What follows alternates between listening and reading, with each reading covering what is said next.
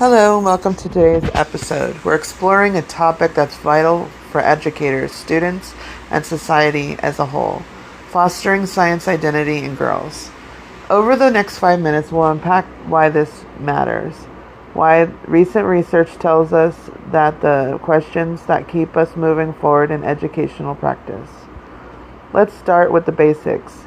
Science identity, how students see themselves as science people, is a powerful driver for engagement, learning, and career choice. It's girls and underrepresented groups that don't see themselves reflected in science. Their interests and persistence can dwindle. This is about potential equity and ensuring that every student has a place in its shaping the future of science.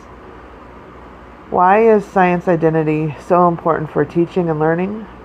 When students feel included and recognized in science classrooms, they're more likely to participate actively, enjoying learning, and envision themselves in science careers.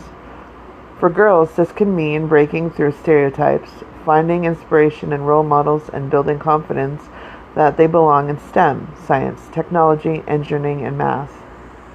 Now let's turn our research to Archer, DeWitt, and Osborne's study, 2015, focuses on Black students and their families. They found while there's strong presence for science, systemic barriers like stereotypes and lack of representation make science careers feel inaccessible. Their work highlights the needs for diverse role models and inclusive curricula. Environments where students from all backgrounds, especially girls, feel supported and encouraged.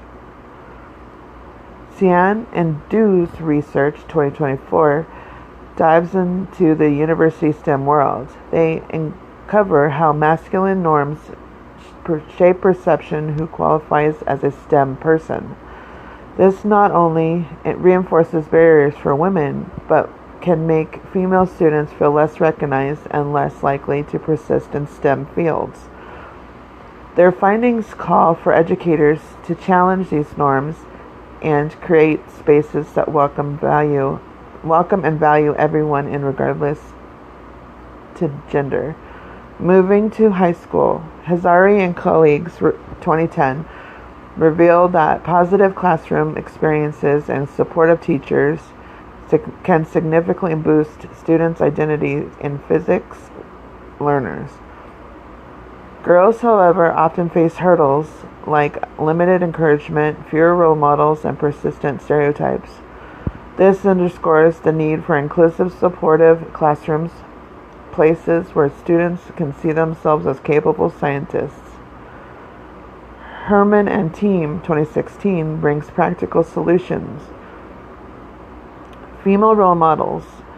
Their studies show when women and girls in STEM are introduced to successful female scientists, their academic confidence and persistence dramatically improve. Representation isn't just nice to have, it's fundamental for challenging attitudes and outcomes. And finally, Robnett and Leeper, 2013, examines how friendship, groups, and motivation influence STEM interests. Peer support matters. Girls who belong to groups that encourage science ambitions are more likely to pursue STEM careers. Motivational factors like believing in one's ability are essential. Schools must foster positive social network and cultivate motivation for girls in science.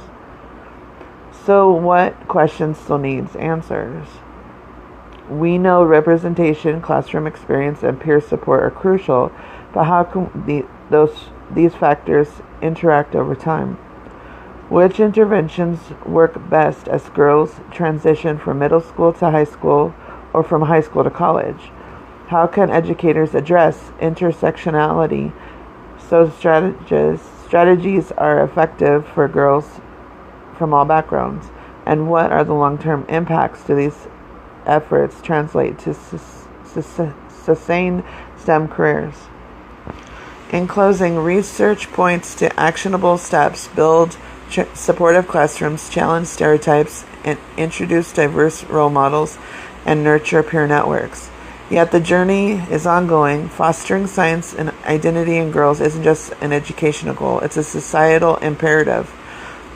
Thanks for joining us today for the 5-minute exploration. Stay tuned for more on building inspiring, inclusive classrooms for every student.